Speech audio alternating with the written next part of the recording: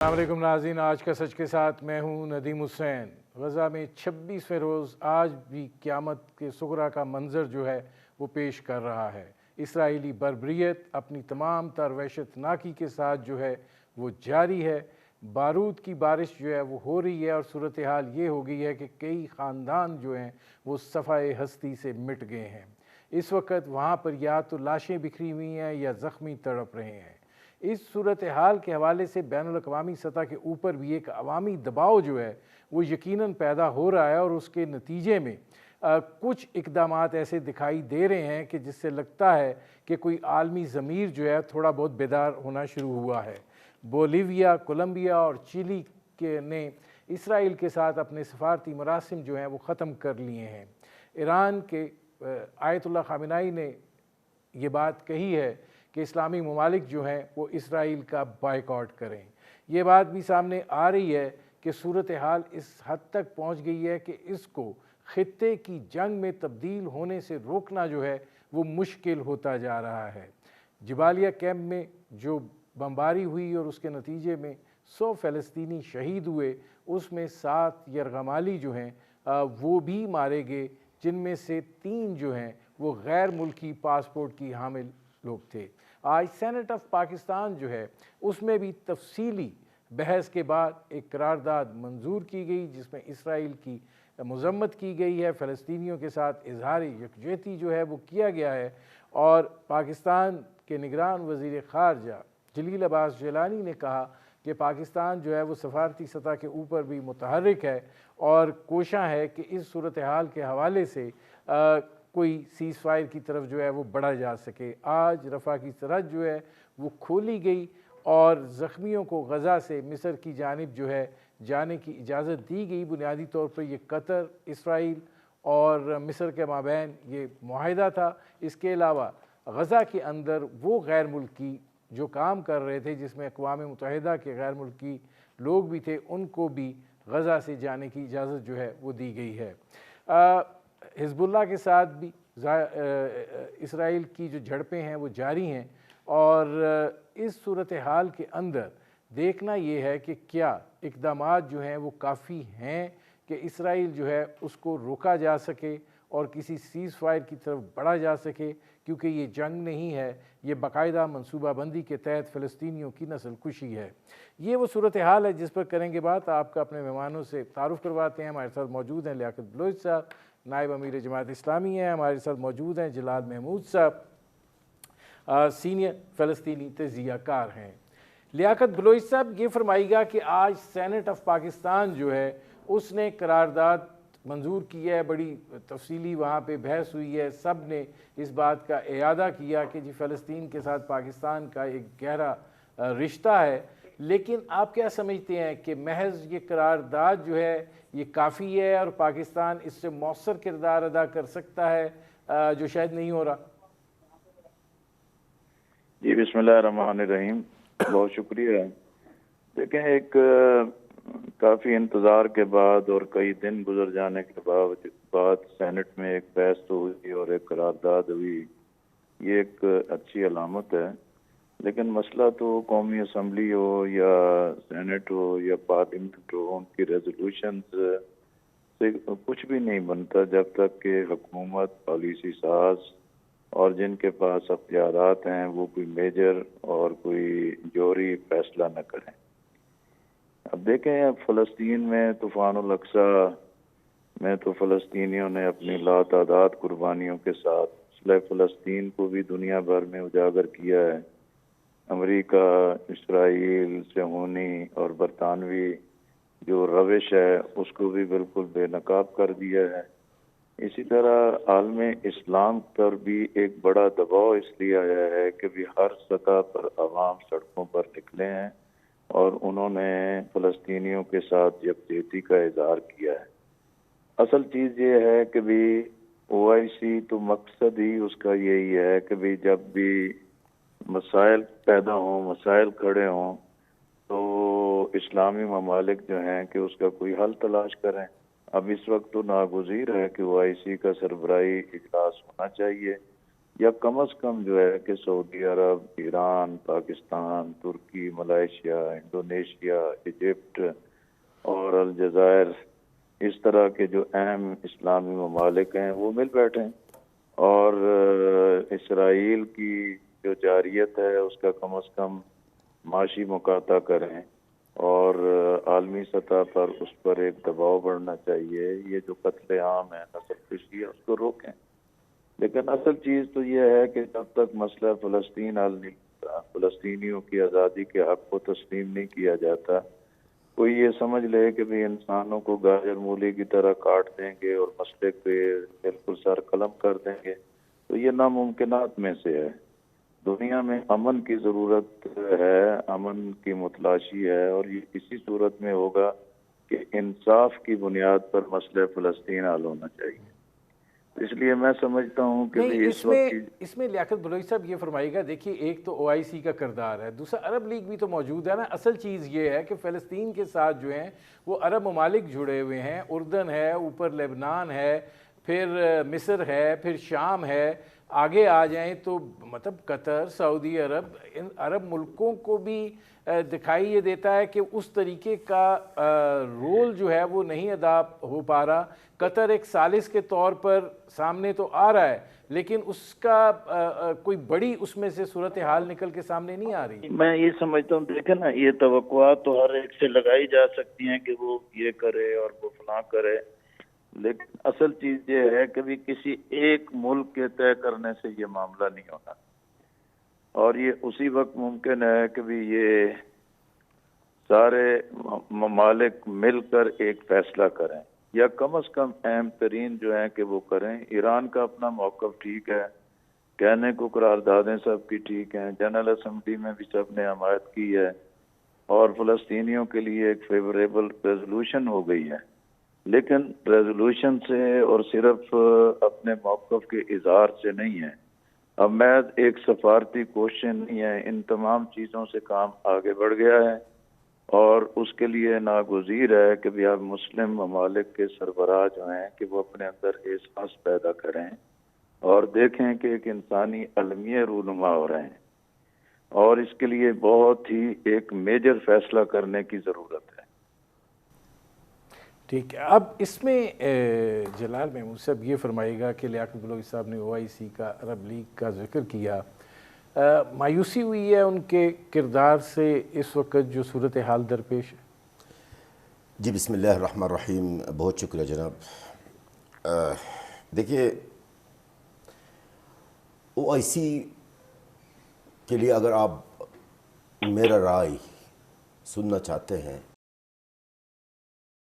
فلسطینی عوام کی، غزہ کے رہنے والے لوگوں کی رائے سننا چاہتے ہیں، تو یہ OIC کسی کام کا ہے نہیں ہے. میرا ذاتی رائے یہ ہے، اور بھی بہت فلسطینیوں کا رائے ہے، کہ اس OIC کا تحلیل ہونی چاہیے. کیوں تحلیل ہونی چاہیے؟ وہ اس لیے جب اتنا بڑا ادارہ، جب اتنا بڑا آرگنائزیشن، تو اتنی زیادہ ممالک ہونے کے باوجود وہ ایک فلسطینی بچہ کو نہیں بچا سکتا، ایک مسلمان بچہ کو نہیں بچا سکتے. جو فلسطینی بچے 3-4 ٹکڑے ہو رہے ہیں ان کی آنکھوں کے سامنے، OIC کے سامنے، جو ہماری کشمیری بھائی مظلوم کے ایک بچہ کو بھی بچا نہیں سکتے، برما کے اندر اور کئی اور ممالک میں مسلمانوں کو نہیں بچا سکتے، تو پھر کس کام کا یہ OIC ہے؟ مجھے بتائے، 75 سال تو ہمارے کیس مسلک ہو گیا، نہ ہی میں نے OIC سے آج تک مجھے کوئی چیز نظر آئی، اور نہ نظر آنے کے امکان ہے. اور میں آج آپ کو فلسطینی غزہ کی عوام کی آواز بتا رہا ہوں. بالکل ہمارے امید ہے OIC کی طرف سے پتہ زیرو، کوئی امید ہمیں نہیں ہے OIC کی طرف سے. اگر بلا وجہ میں کہوں کہ جن نہیں ہے، نہیں، میں کوئی سفارتکار نہیں ہوں، میں کوئی سفیر نہیں ہوں کہ میں اپنے بیان کو جو ہے نا سجا کے پیش کر دوں آپ کے سامنے، آپ کے ناظرین کے سامنے. یہ ممکن نہیں ہے. OIC ناکام ادارہ ہے، اس کا تحلیل کرنا میرے خیال میں، اچھا تحلیل بھی کرے نا تب بھی مسلمانوں کو نقصان نہیں ہے، کیونکہ وہ تو ہے کسی کام کا نہیں ہے۔ تو جناب OIC کا تو میرے خیال میں اس کی بات نہ کرے تو بہتر ہے۔ ناظرین، ہماری گفتگو جاری ہے، وقت ہوا ہے ایک مختصر سے کمرشل بریک کا، ملتے ہیں اس وقفے کے بعد۔ Welcome back. اچھا، اب لیاقت بلوچ صاحب یہ فرمائیے گا کہ آپ کیا سمجھتے ہیں کہ یہ صورتحال جو ہے، جس طریقے سے ایران کی طرف سے سٹیٹمنٹس آ رہے ہیں، ظاہر ہے کچھ سفارتکاری تو ہو رہی ہے، ترکی بھی اس میں شامل ہے، لیکن آپ کو لگتا ہے کہ یہ خطے میں جنگ کے پھیلنے کا سبب ہو سکتا ہے؟ لیکن یہ چیزیں تو ظاہر ہے پھیلیں گی اور یہ پورا خطہ جو ہے نا اس کی لپیٹ میں آئے گا، لیکن حزب اللہ کے ساتھ بھی ایک جھڑپیں موجود ہیں، ایران کا موقف بھی موجود ہے۔ جنرل اسمبلی میں جو ایک ریزولوشن ایک بڑی تعداد میں منظور ہوئی تھی، وہ بھی اپنی جگہ ایک حقیقت ہے، لیکن مسئلہ تو اس وقت یہ ہے کہ بھی اب امریکہ جو افغانستان میں شکست کھا گیا تھا، اب اس کے لیے ایک بہت بڑا ناک کا مسئلہ ہے کہ وہ اسرائیل کی سرزمین پر شکست کا سامنا کرنے کے لیے تیار نہیں، جبکہ عملاً جو ہے کہ پوری دنیا میں انہیں رسوائیوں کا سامنا ہے، بدنامی کا سامنا ہے، دنیا بھر میں نفرتیں ان کے خلاف بڑھ رہی ہیں۔ اس لیے ناگزیر ہے کہ بھی جو ٹھیک ہے، مجھے معلوم ہے کہ OIC کا کیا کردار ہے یا اس کی کیا حیثیت ہے، لیکن جب ایک کوئی متبادل پلیٹ فارم موجود نہیں ہے، جو پلیٹ فارم موجود ہے اس کے لیے ہی ایک مؤثر سفارتکاری ہونی چاہیے۔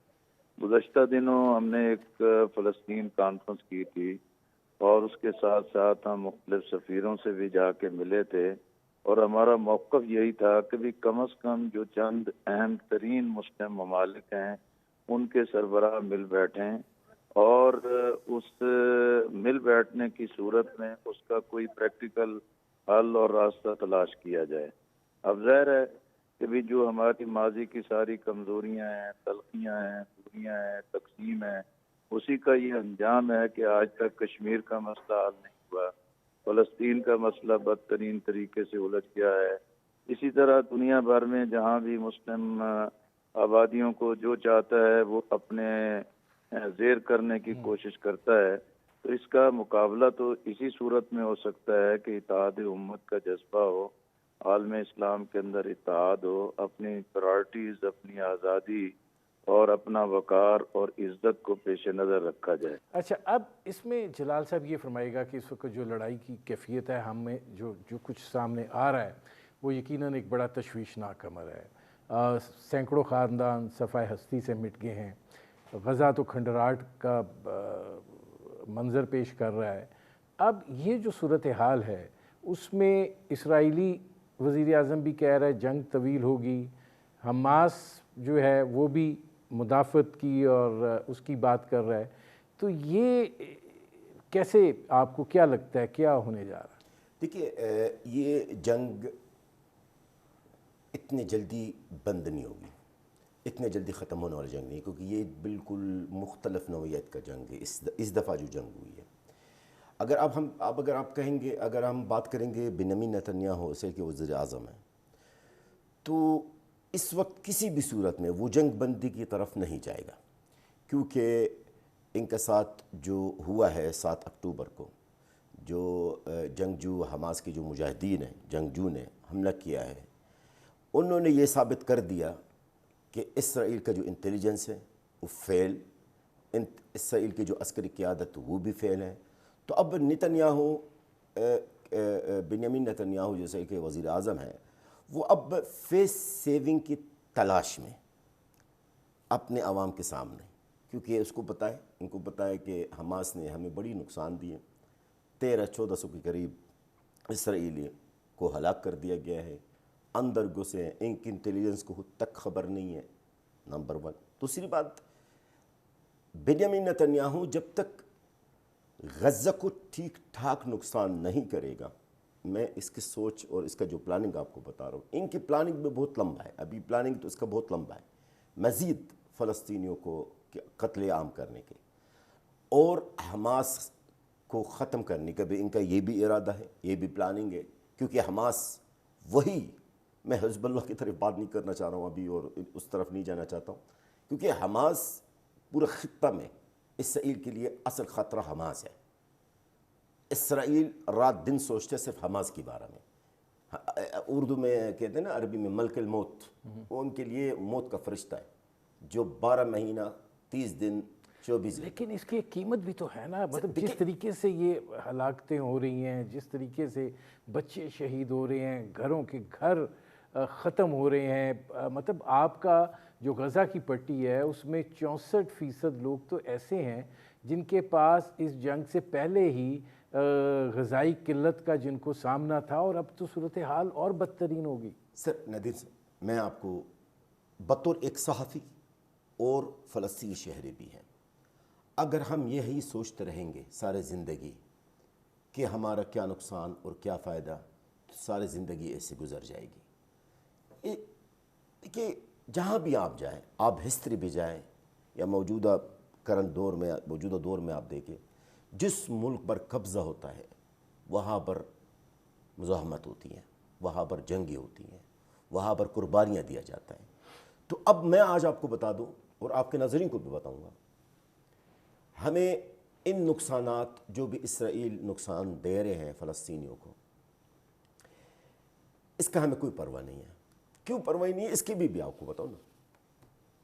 ہم جو جنگ کر رہے ہیں نہ کسی اقتدار کے لیے، نہ کسی دولت کے لیے، نہ کسی چیز کے لیے، ہمارا جو جنگ اسرائیل کے ساتھ ہے وہ بیت المقدس کے لیے، مسجد الاقصی کے لیے، قبلہ اول کے لیے، جو ہمارا دل ہے، جو ہمارا عقیدہ ہے، جو ہمارا ایمان ہے، جو ہماری عزت ہے۔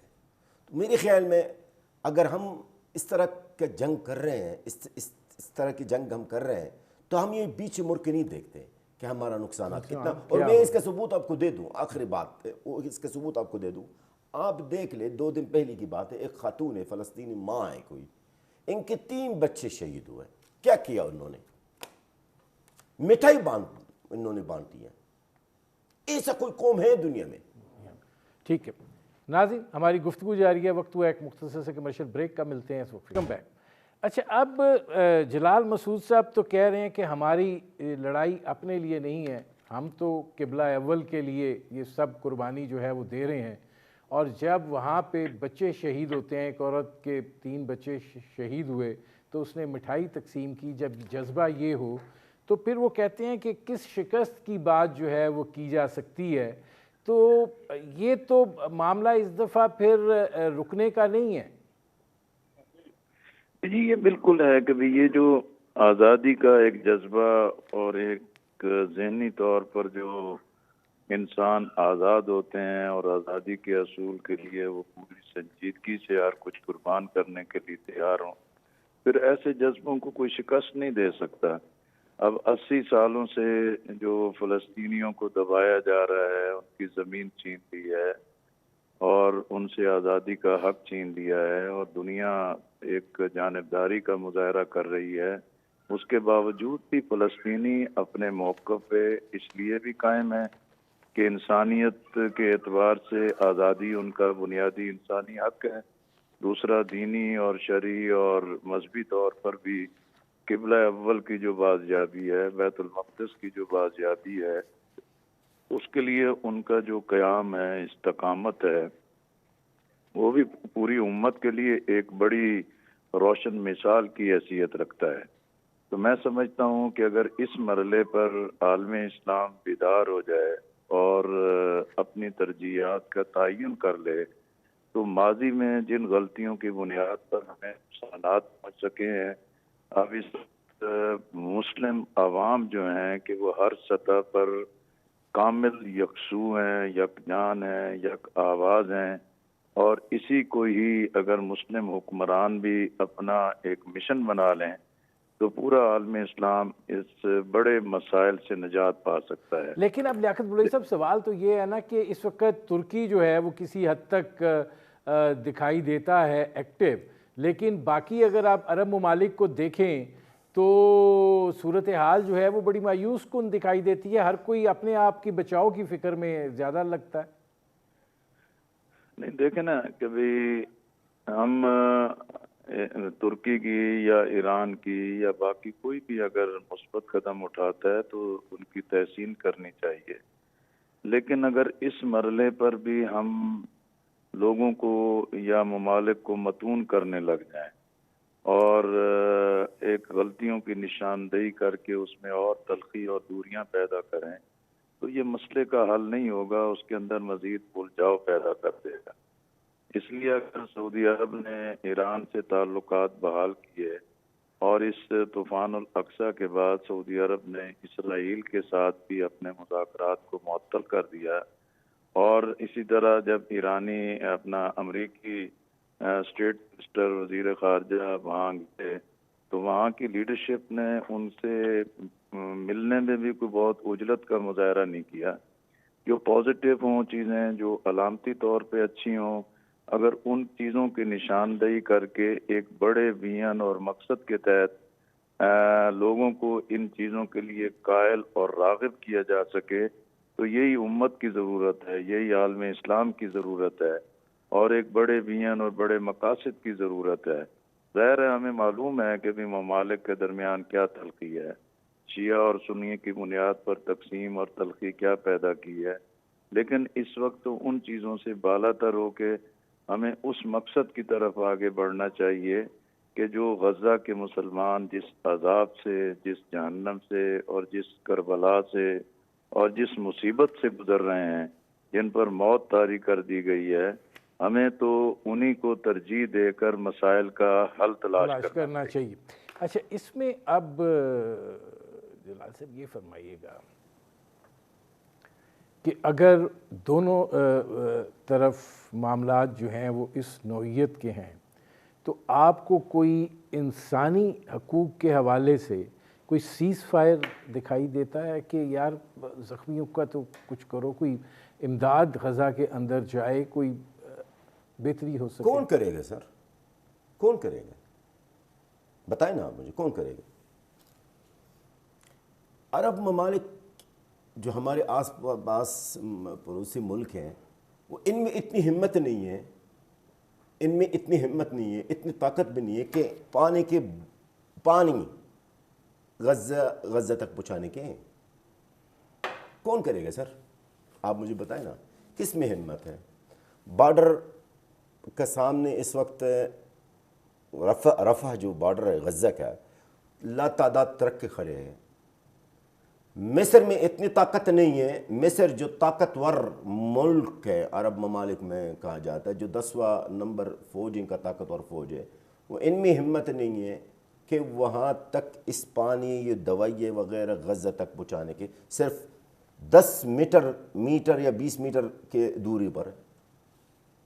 کون سر سیز فائر کروائے گا ایسا ہی؟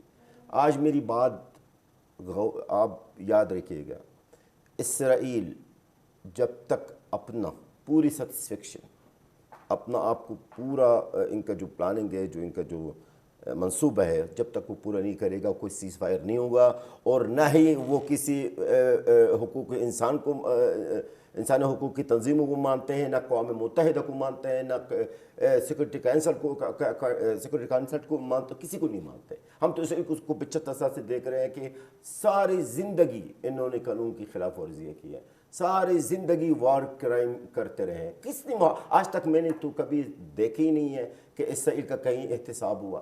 حتیٰ کہ یہ بات میں ذکر کرنا چاہ رہا ہوں، حتیٰ کہ ہمارے جو صدر صاحب ہیں محمود عباس صاحب، جب وہ دھمکی دیتا ہے کہ جی میں بین الاقوامی عدالتوں میں جاؤں گا اسرائیل کے خلاف ہے، بات ہے صرف کرتا ہے۔ اور ایک بات اور میں اضافہ کرنا چاہتا ہوں جو آپ نے ابھی ذکر کی لیاقت بلوچ صاحب کے ساتھ ہے، ترکی کی، اگر آپ اجازت دیں تو میں اس پہ کمنٹ کرنا چاہ رہا ہوں۔ دیکھیں میرے تو عمر 50 سال ہو گئے، اور میرے عمر اس وقت 50 سال ہو گئے، اور یہ جنگ غزہ کے اوپر ہے، ہر 1 سال کے بعد 2 سال کے بعد ہو رہی ہے۔ آج تک ہم نے طیب رجب اردوغان صاحب کی طرف سے کوئی عملی اقدام نہیں دیکھی ہے، سوا مائک پکڑ کے تقریریں کرنا ہے، سخت بیانات دینا ہے، مذمتیں کرنا ہے، اور ساتھ ساتھ اگر آپ دیکھیں گے تو اس دونوں ممالک کے بیچ میں، اسرائیل اور ترکی کے بیچ میں جو تعلقات ہیں وہ بہت ہی اچھے تعلقات۔ اچھا، اب آ جائیں ذرا اس طرف کہ یہ جو سلسلہ ہے، ظاہر ہے کہ اس وقت حالات بہت برے ہیں، مطلب لیکن ایک عوامی سطح پہ بھی دباؤ جو ہے وہ کریٹ ہو رہا ہے ان ممالک کے دارالحکومتوں میں جو فیصلہ ساز ہیں، جو بنیادی طور پر اس وقت اسرائیل کے ساتھ کھڑے ہیں۔ یورپ کے اندر بڑے پیمانے پر احتجاج ہو رہا ہے، لندن میں جس طریقے سے لوگ نکل رہے ہیں، آپ کو لگتا ہے کہ اس دباؤ کے نتیجے میں کوئی صورتحال جو ہے مجبور کرے گی ان کی قیادتوں کو کہ معاملے کو ذرا بہتری کی طرف لے جائیں؟ دیکھیں سر، یہ جو جنگ ہے یہ حق اور باطل کا جنگ ہے، اور دنیا میں جو بھی ہم دیکھ رہے ہیں مختلف ممالکوں میں، کئی ممالکوں میں احتجاج ہو رہی ہیں، ریلیاں نکل رہی ہیں، بالکل ہم پر امید ہے کہ ایک دباؤ جو ہے، ایک پریشر ڈیولپ ہوگا حکومتوں پر، حکمرانوں پر، کہ شاید اسرائیل پر کوئی ایسا دباؤ ہو کہ وہ اسرائیل فی الحال جنگ بندی کرے۔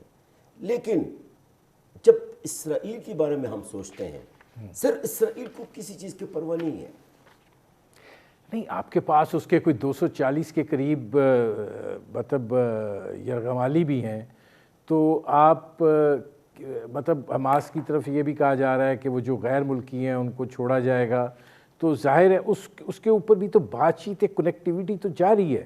جیسے آج قطر، مصر اور اسرائیل کے درمیان معاہدہ ہوا ہے، زخمی جو ہیں وہ غزہ سے مصر کی طرف شفٹ ہوئے ہیں، پھر جو غیر ملکی پاسپورٹ والے لوگ تھے ان کا بھی بندوبست کیا گیا ہے، تو یہ معاملہ بڑھ سکتا ہے۔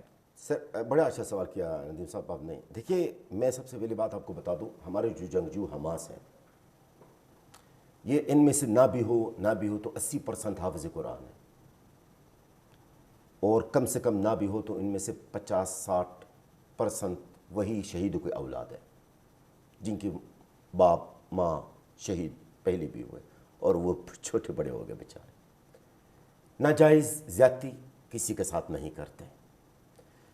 ہمارا جو جنگ ہے، ان کا کہنا یہی ہے اور ہمارا بھی یہ کہنا ہے، ہمارا جو جنگ ہے اسرائیل کے ساتھ ہے۔ جو غیر ملکی ہے اس وقت جنگجو حماس کی قبضہ میں ہے، ان کو ریلیز کر دیا جائے گا، ان کو چھوڑ دیا جائے گا۔ یہ کل کی بات ہے۔ کل حماس کا جو ان کا جو اسپوکس پرسن ہے، جو ترجمان ہے، اس نے باقاعدہ اعلان کر دیا کہ ہمارا جو جنگ ہے وہ اسرائیل کے ساتھ ہے۔